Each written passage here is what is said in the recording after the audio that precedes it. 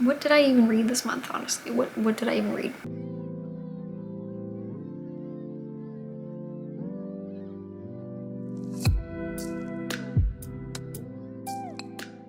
Hello besties, it is here. Welcome back to my channel. So today's video is gonna be my January wrap-up. I did only read 4 books in the month of January, which is totally fine. A lot was going on. And then I'm gonna give a little bit of an update on a other book. We have a little bit more content for you guys. But I will say I stuck to my January TBR. I think I did not read 1 book on it because now I put 5 books on. So I read 4 out of the 5. Slay. I mean, like, new year, new me. I don't think so. I'm sorry about the lighting. It's like, it's that time when the sun comes in and I still want some natural lighting. So I don't really remember too much from these, if being honest. I will do the best that I can. That's pretty much self-explanatory. Make sure to follow my socials down below. Let me goodreads, my Amazon wish list, that is in there if you want to check it out. Like, comment, subscribe, more maybe.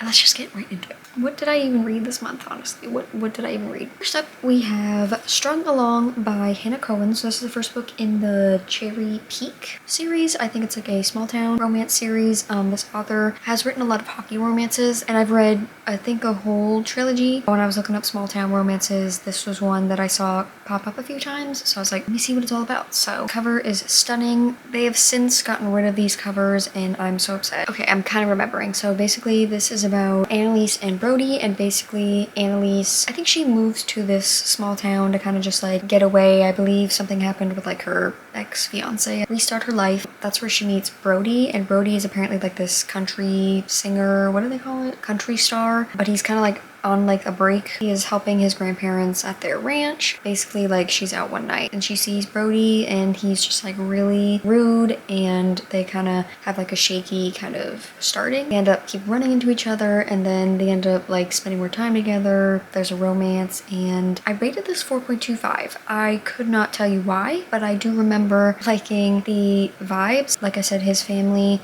or his grandparents, they work on this like ranch. So I really liked the vibes of the ranch. But other than that, I can't really remember too much. I think it was like a bit more emotional on like his side because he kind of had like a traumatic past. I love small town, I love cowboys, so I felt like this one was good, very easy to read, and I feel like he did a lot of small gestures for her. He would like always drive her home, like help her with their car. I'm gonna continue with the series at some point. I'm just not sure when. Not too much to say about it. 4.25 for this one. I will continue with the series. I would recommend. All right, and the next 2 books, I was at an interesting point where during this time I didn't have a lot of time to read. Like low-key, I was just very busy, so I did listen to the next 2 audiobook. I still don't think I'm an audiobook person. I just had to do what I had to do to get books read this month. I will say these next 2 probably will reflect that. I don't feel like I recalled any information from any of them. That we have Frost by C.N. Crawford. This has been literally on my physical TBR for like 2 years, and I was like putting it on this month's TBR, and I was like, if I don't read it, then that's gonna be a problem. I wanted to give it a chance, and I saw that it was on audio. There's an audiobook on Spotify. Spotify gives you, I think, like 15 monthly like listening hours for audiobooks if you have premium or something like that. So I was like, I'm gonna take advantage of this. So what did I give this book? I think like 3 stars. So this is basically, it's like one of those worlds where it's like there's humans and fae, but like they coexist. So like the humans know that the fae exists, but they still don't really like interact with them, or it's just really like weird and awkward. So this woman is like living in that kind of world. She's been living with the humans though for pretty much I think all her life. Her boyfriend like cheats on her one night and she like sees it, and then she goes and gets super drunk, and basically is like at this bar where the fae king like strolls in and is talking about how he's gonna have this like trials or competition or whatever to find a wife, and she kind of like badmouths him and whatever, and he's like, no, then like now you have to come because you'll be the perfect wife to have because you like don't care and I don't like you. It's like a romance. So again, I listened to this entirely through audio, and what I learned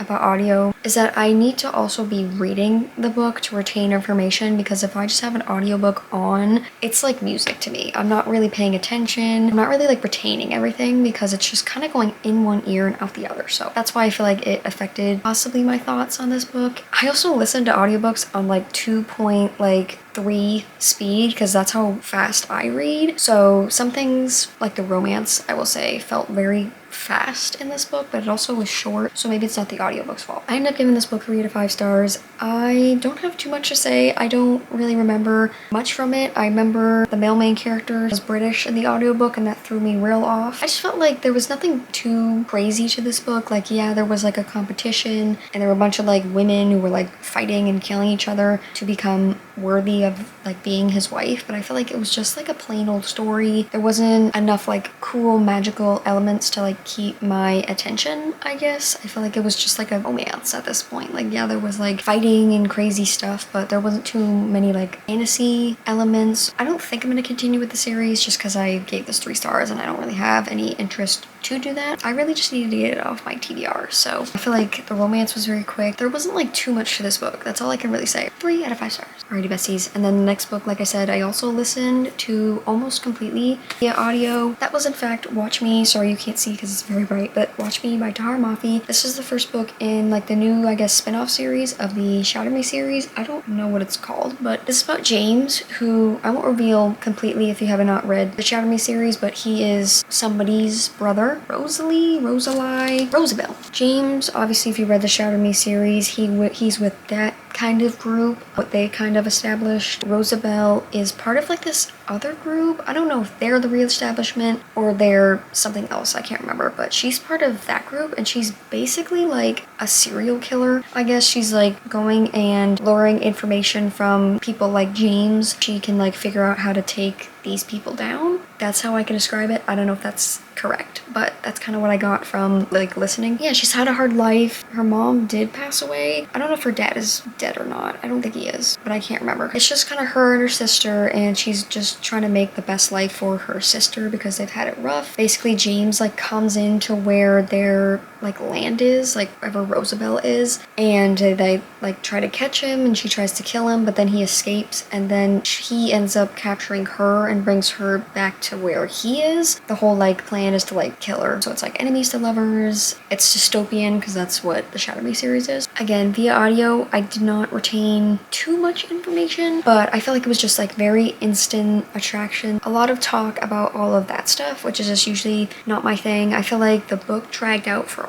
like a long time. I feel like we didn't get like too much plot in this book, and I don't know if that's like the goal of this book was to kind of just like set up stuff, but I feel like a lot of it just dragged, and then all of a sudden it's like crazy ending. I don't know, maybe because I listened to the audiobook, I'm not sure, but I feel like the whole entire audiobook, every chapter was like still the same like place, and they were doing the same thing for like so long, so I was kind of confused. And when I was reading it, the last like couple chapters that I had, I got like more invested like reading it myself, so I think I would have had a different opinion if I read it physically than listening to it. I did end up giving this book a 3.5 out of 5 stars. You know what I loved? I love seeing the other characters from the Shadow Me series in here. It's just great. Found family. They're really fun, and they're just a good core group. I probably will continue with the series. So embarrassing. Okay. Hi guys, I just talked for I don't know how many minutes and it was not recording, so that is super embarrassing. Next book is a book that's going to be in next week's video, so any thoughts that I already talked about and will not talk about again,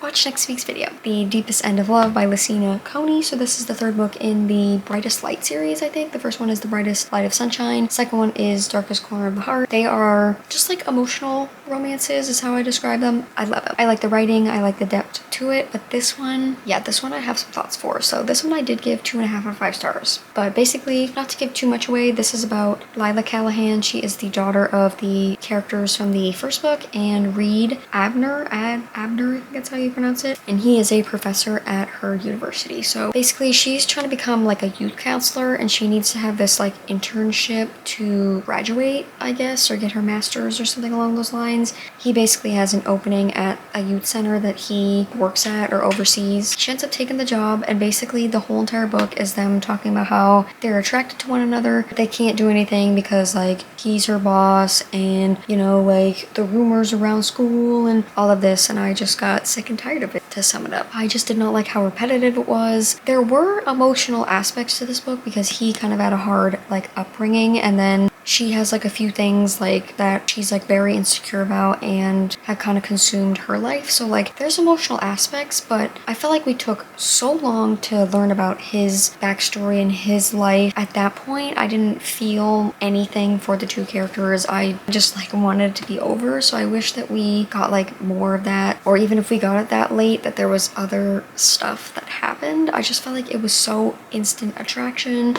It was so repetitive. I felt like it ended up feeling so forced, like that like they had to like be together. I don't know how to describe it, but I'm like, why are we just like making these two characters like have to be together? There's no tension, like there was nothing to their romance. I'm really upset that I didn't love this one as much because I really did enjoy the first two books in the series. So predictable. I like knew exactly what was gonna happen. I would recommend this series. 2.5 out of 5 stars. For some added content, I can't talk about this book too much. I did at the beginning of January, I believe, but I did end up starting Kingdom of Ash. I'm gonna slowly read this throughout the next couple months until I can like really sit down and like read it and finish it. But I want to just ignore everything ever and just read this book so bad because it is just, it's so good. I am just hurting so bad for Rowan. That's all I'm gonna say. There are parts of this book where I kind of zone out when they start talking about like war and forces and fighting. So many different characters and they're doing their own thing and it's just so interesting. I am on page 154. I'm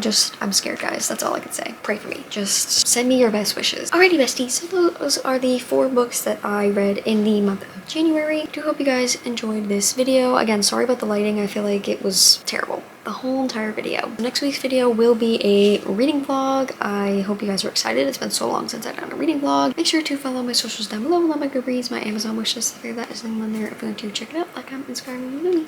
And I will see you guys next week for another video. Bye!